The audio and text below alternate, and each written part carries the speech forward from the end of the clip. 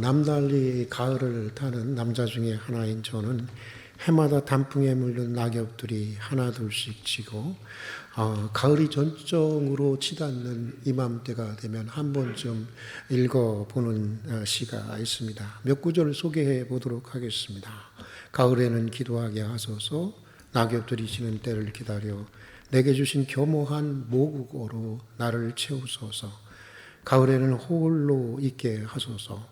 나의 영은 굽이치는 바다와 백합의 굴짜기를 지나 마른 나뭇가지 위에 다다른 까마귀 같이. 여러분들이 너무나도 잘 알고 있는 김현승 시인의 가을에는 기도하게 하소서라고 하는 시입니다. 굽이치는 바다와 백합과 골짜기를 지나, 시인은 어떤 뜻에서 했는지 모르지만 저는 그렇게 읽혀지더라고요. 산전수전 다 치르고 낙엽진 메마른 가지 위에 홀로선 까마귀의 절절한 고독은 무엇일까? 또 그의 간절한 기도는 무엇일까? 아니, 무엇이어야 할까를 라고 하는 깊은 생각에 잠기게 하는 시입니다. 이런 이야기를 읽은 적이 있습니다. 어느 수도원에 매우 높은 영적인 스승이 있었습니다. 하루는 제자들이 이렇게 물었습니다. 스승님이 말씀하시는 대로 모든 것이 다 하나님의 은혜요, 모든 것이 다 하나님이 하시는 것이라고 한다면 인간이 도대체 애쓰고 노력해야 할 이유가 무엇입니까? 여러분, 교회에서 늘 그런 말 하잖아요. 다 하나님의 은혜고 다 하나님이 하시는 일이라고. 그럼 인간이 애쓰고 노력해야 할 이유가 무엇이냐는 것입니다. 그 말을 들은 스승은 여유롭게 웃으면서 이렇게 대답을 합니다. 하나님이 하시는 일과 사람들이 하는 일은 마치 계절의 변화와 바람의 차이와 같다네. 바람이 불면 나무에 달린 나뭇잎들이 어느 정도 떨어지지. 그러나 계절이 바뀌면 바람이 불지 않아도 저절로 낙엽들이 다 지는 이치와 같은 걸세. 그렇게 얘기를 해 주었다고 하는 것입니다. 하나님의 은혜와 인간의 노력의 차이가 무엇인지를 말해주는 이야기입니다. 하나님의 은혜는 계절을 바꾸는 것과 같은 우주적인 그런 능력인 반면에 인간의 노력이라고 하는 것은 그저 바람이 부는 정도에 지나지 않는다고 하는 것입니다. 하나님의 그런 은혜와 능력에 비하면 우리들의 노력이라고 하는 것은, 사람의 노력이라고 하는 것은 너무나 미미해서 있다고 했다고 간주할 바가 되지 못한다고 하는 것입니다. 사람의 노력도 소중하지만 결정적인 것은 하나님의 은혜이고 하나님의 능력이라고 하는 것입니다. 탈무드의 이야기 중에 이런 이야기가 있습니다. 이스라엘의 영적인 스승인, 종교적인 스승인 랍비에게 하루는 제자들에게, 3명의 제자들에게 물었습니다. 자네들은 길에서 돈이 많이 들어있는 지갑이 떨어진 것을 발견했다면 어떻게 하겠는가? 그러자 한 제자가 이렇게 얘기를 합니다. 스승님, 저는 제가 가난하게 살지 않습니까? 그래서 내가 가난하게 살고 있는 줄 아시는 하나님께서 제게 준 것인 줄 알고 제가 갖도록 하겠습니다. 그러니까 스승이, 그래? 자네는 도둑놈일세. 이렇게 얘기를 한 거예요. 그래서 그 혼난 모습을 본 다음 제자는 즉시 이렇게 대답을 했습니다. 스승님, 저는 보는 즉시 그 돈 지갑을 주인에게 찾아서 돌려드리겠습니다. 이렇게 얘기했어요. 칭찬을 받을 줄 알았습니다. 그러나 스승의 답변은 전혀 다른 것이었습니다. 스승은 이렇게 얘기를 합니다. 그래? 주운 즉시 다른 사람들에게 돌려준다고? 자넨 말이야, 자네가 누군지 잘 모르는 바보구만. 이렇게 얘기를 했습니다. 이제 3번째 제자가 대답할 차례가 되었습니다. 3번째 제자는 이렇게 대답을 했다는 것입니다. 스승님, 저는 그 돈을 마땅히 주인에게 돌려줘야 할 것을 알고 있습니다. 그러나 저는 제가 그 돈을 갖고 싶은 저의 욕심과 저의 연약함도 알고 있습니다. 그래서 저는 그 자리에 서서 이 돈을 주인에게 돌려줄 수 있는 마음을 달라고 하나님 앞에 기도하겠습니다. 이렇게 얘기를 했다는 거예요. 그러자 스승이 그제서야 만면에 미소를 지으면서 자네가 참으로 지혜로운 사람일세.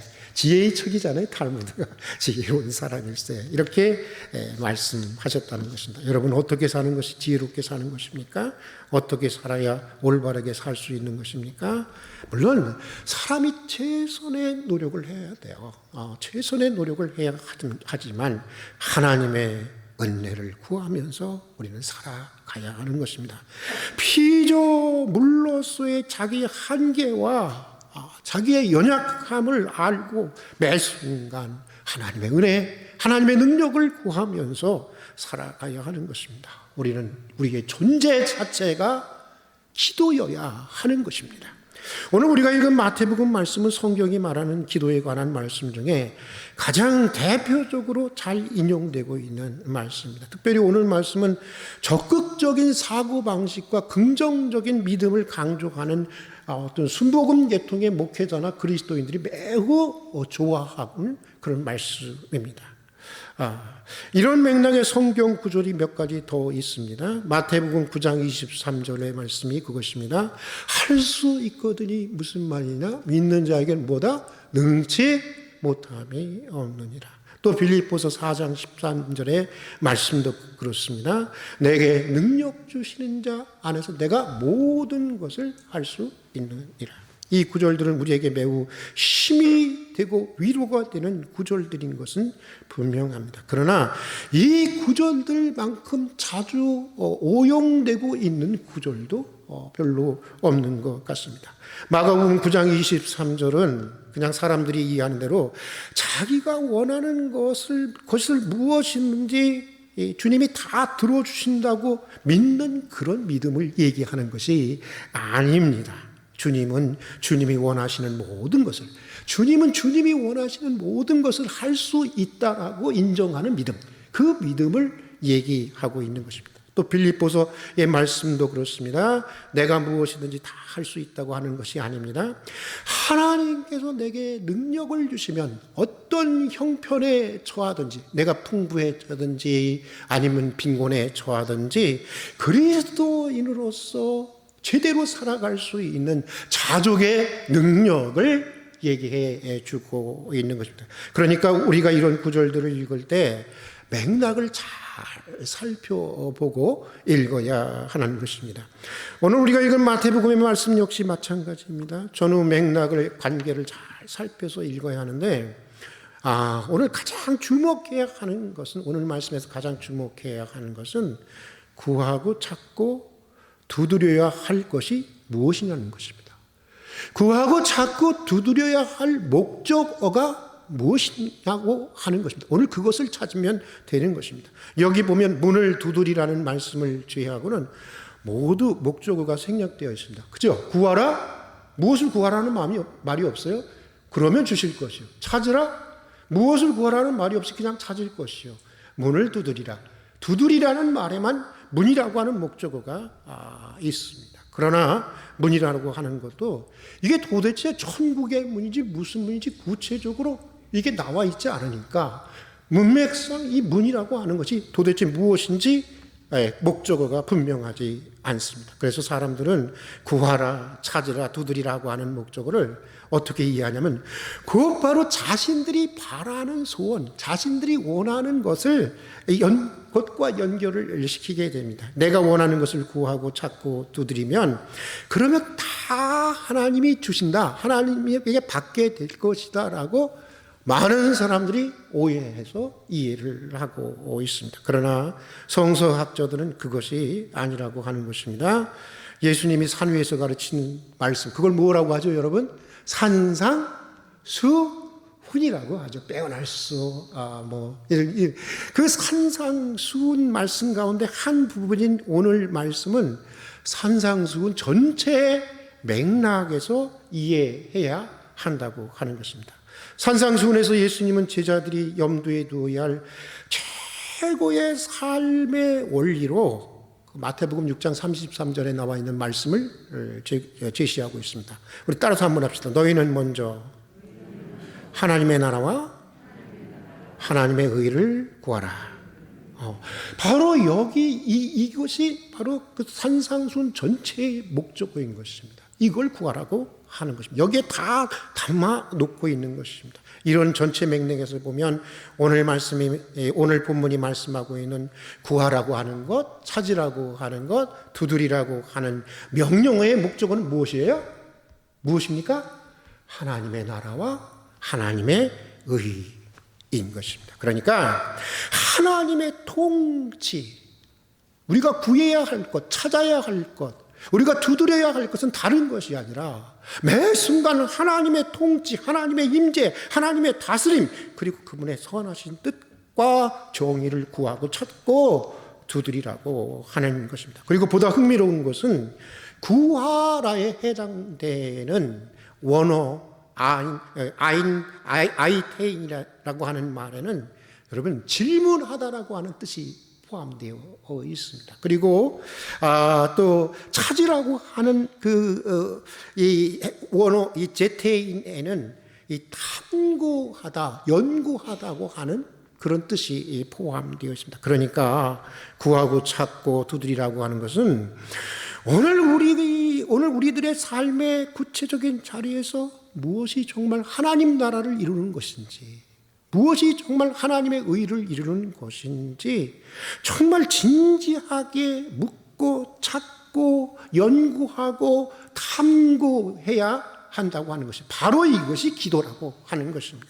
일방적으로 내 이야기만 잔뜩 하고 내 소원만 아뢰는 것이 그것이 기도가 아닙니다. 그냥 기분에 따라서 그냥 나오는 대로 마구 질러대는 것, 그것이 기도가 아닙니다. 성경을 통해서든지 사색을 통해서든지 자연을 통해서든지 성령의 깨우침을 통해서든지 치열하게 탐색하고 연구하면서 지금 나를 향한 하나님의 뜻을 찾아가는 여정, 그것이 기도 생활의 여정이 되어야 한다라고 하는 것입니다. 여러분, 우리가 이것을 알아야 되는데 하나님은 모든 것들 속에서 우리에게 발견되기를 원하시는 분이십니다. 여러분, 그렇게 생각해 보신 적 있어요? 하나님은 모든 사건들 속에서, 모든 순간들 속에서 우리를 기다리시는 분입니다. 왜냐하면요, 구하라, 찾으라, 두드리라는 말씀이 그것을 우리에게 얘기해 주고 있는 것입니다. 발견되기를 원하신다는 것입니다. 발견되기를 기다리신다고 하는 것입니다. 하나님의 말씀 속에서, 설교 속에서, 또 하늘과 땅과 바람과 별들, 이 하나님이 지으신 창조 세계 속에서, 또 이웃들의 웃음과 한숨 속에서, 찬바람이 밀려드는 지하철 통로에서 잠을 청하는 고단한 행여자들 속에서, 고이 잠든 아기 속에서, 심지어는 술에 취해서 고래 하늘을 향해서 한을 쏟아내고 저주를 퍼붓는 이들 속에서조차 하나님은 우리가 자신을 찾아주고 자기 뜻을 발견해 주기를 기다리시는 분이라고 하는 것입니다. 하나님은 우리가 보고자 하는 마음만 있으면 보이는 분입니다. 하나님이 안 보이신다고요? 문제가 있는 것입니다. 하나님은 내가 보고자만 하면 어디서든지 만나고 보이는 분이십니다. 우리의 마음의 문을 열고 들으려고 한다면 우리는 언제든지 그분의 음성을 들을 수 있는 것입니다. 음성을 듣지 못해요? 여러분, 문제가 있는 거예요. 우리의 마음의 문을 열고 조금이라도 그분의 음성을 듣고자 하면 우리는 어디서든지 어느 순간에서든지 하나님의 음성을 들을 수가 있는 것입니다. 우리가 조금만 분주한 일상을 멈추고 진지하게 주님을 찾고 주님의 음성을 듣고자 한다면 우리는 우리의 일상 어디에서나 하나님을 만나게 되고 그분의 뜻을 찾게 되는 것입니다. 그렇게 하나님 자신과 하나님의 뜻을 찾아 나가는 그 모든 우리들의 일상의 여정이 바로 기도의 여정이어야 하는 것입니다. 이냐시오를 비롯한 기독교 역사 속의 모든 고전적인 영성가들의 신앙과 기도의 목표는 언제나 이런 것이었어요. 모든 것 속에서 하나님 찾기. 우리 한번 따라서 합시다. 모든 것 속에서 하나님 찾기. 하나님은 모든 것 속에 계시고 모든 것 속에서 우리에게 발견되기를 원하시는 분인 것입니다. 특별히 오늘 12절의 말씀은 우리가 구하고 찾고 두려워야 할 대표적인 하나님 나라와 하나님의 의가 무엇인지를 말하고 있습니다. 12절 맨 앞에 뭐라고 되어 있죠? 그러므로 접두사가 나옵니다. 근데 보통 우리는 이 접두사를 무시해요. 앞에는 기도고 뒤에는 무슨 윤리라고 생각을 하는 거예요. 그렇죠? 근데 분명히 이 앞에 그러므로라고 하는 말이 나옵니다. 그러니까 12절의 말씀은 구하라 찾으라 두드리라는 말씀과 연결된 말씀이고, 바로 12절의 말씀이 구하고 찾고 두드리라는 명령의 구체적인 목적어라고 하는 사실을 발견하게 되는 것입니다. 우리 다 같이 한번 12절의 말씀을 다시 한번 읽어보도록 하겠습니다. 12절의 말씀 다시 한번 읽어보겠습니다. 그러므로 무엇이든지 남에게 대접을 받고자 하는 대로 너희도 남을 대접하여라. 이것이 율법이요 선지자니라. 우리 다시 한번 읽어볼까요? 그러므로 무엇이든지 남에게 대접을 받고자 하는 대로 너희도 남을 대접하여라. 이것이 율법이요 선지자니라. 이 구조는 우리가 흔히 황금률이라고 부르는 구조입니다. 인간이 인간으로서 살아가는데 최상의 관계의 원칙, 삶의 원칙, 그것이 바로 그런 말씀이라고 하는 것인데, 심지어 주님은 황금률 정도가 아니라 이것이 바로 율법과 선지자, 이것이 성경이다, 이렇게 얘기하고 있습니다. 이런 말씀입니다. 성경 말씀을 요약하고 계속해서 요약해서, 그래서 성경에 계시된 말씀을 딱 한마디로 하라면 바로 뭐라는 거예요? 바로 이 말씀이라는 것입니다. 대접받고 싶은 대로 먼저 내가 남을 대접하여라. 이것이 성경 전체를 요약하는 바로 이런 말씀이라고 하는 것입니다. 이렇게 사는 것이 성경 전체가 말씀하는 하나님의 뜻이요, 바로 이렇게 사는 것이 하나님의 나라와 의를 이루어가는, 오를 이루어가는 가장 구체적이고도 가장 대표적인 삶이라고 말씀하고 있는 것입니다. 내가 받고자 하는 것이 무엇인지를 묻고 탐색해서 내가 먼저 그것을 남에게 해줄 수 있도록 구하고 찾고 두드리라는 것입니다. 그것을 위해 기도하라고 하는 것입니다. 이것을 구하고 이것을 찾고 이것을 두드리는 삶이 바로 뭐라는 거예요? 기도의 삶이라고 하는 것입니다. 그리고 이것이 바로 우리 일상에서 구체적으로 하나님의 나라와 하나님의 의를 구하고 이루어가는 삶이라고 하는 것입니다. 사랑하는 교회 여러분, 여러분이 주로 구하고 찾고 두드리는 것은 어떤 것입니까? 어떤 것입니까? 내가 먼저 존중하고, 내가 먼저 좀 배려하고, 내가 먼저 아껴주고, 내가 먼저 인정해주고, 내가 먼저 사랑해주고, 내가 먼저 용서해주고, 내가 먼저 참아주고, 내가 먼저 들어주고, 내가 먼저 섬길 수 있는 사람이 되기를 위해서 구하고 찾고 두드리십니까? 그것이 여러분들의 최상의 기도의 제목입니까? 가장 간절한 기도의 제목입니까? 어떻게 하면 대접받고 싶은 대로 먼저 대접할 수 있을까? 이 질문, 이 탐색이 우리의 최우선적인 관심의 대상이 되어야 한다고 하는 것입니다. 이것이 가장 간절한 우리의 기도의 제목이 되어야 한다고 하는 것입니다. 그러므로 무엇이든지 남에게 대접받고자 하는 대로 너희도 남을 대접하여라. 굽이치는 바다와 백합화 골짜기를 지나서 산전수전 다 치르고도, 여러분 산전수전 다 치렀잖아요. 산전수전 다 치르고 이제 메마른 가죽에 홀로선 까마귀가 되었는데도 까마귀와 같은 그 자리에 섰음에도 불구하고 우리는 무엇 때문에 고독해하고 우리의 기도의 가장 간절한 기도의 제목은 무엇인지, 저는 김현승 씨의 시를 읽으면서 많이 생각해 보았습니다. 너 그 모든 것을 거친 거 맞아? 그 고생 다 쓸데없는 거 아니야? 야, 그렇게 고생하고 그 정도밖에 안 돼, 너? 인생의 폭, 인생의 깊이, 인생의 넓이가 그 정도밖에 안 돼? 그렇게 마음이 다가오더라고요, 여러분. 그러므로 무엇이든지 남에게 대접받고자 하는 대로 너희도 남을 대접하여라. 이 말씀 하나를 붙들고 정말 진지하게 묻고 찾고 두드리며 기도하는 이 가을이 될 수 있기를 주님의 이름으로 축복합니다. 같이 기도하겠습니다. 기도해야 한다는 것을 알면서도 기도하지 못했습니다. 기도하면 되는 줄 알면서도 늘 염려와 불안 속에 빠져서 살았습니다. 긍휼히 여겨주시고 다시 기도의 자리로 나가게 해 주시옵소서. 모든 일상의 자리에서 매 순간 하나님의 나라와 의를 이루는 것이 무엇인지 구체적으로 진지하게 묻고 탐색하게 해 주시옵소서. 그러므로 무엇이든지 남에게 대접받고자 하는 대로 너희도 남을 대접하여라. 굽이치는 바다와 백합화 골짜기를 지나 산전, 수전 정말 다 치르고 이제 메마른 가죽에 홀로 선 까마귀처럼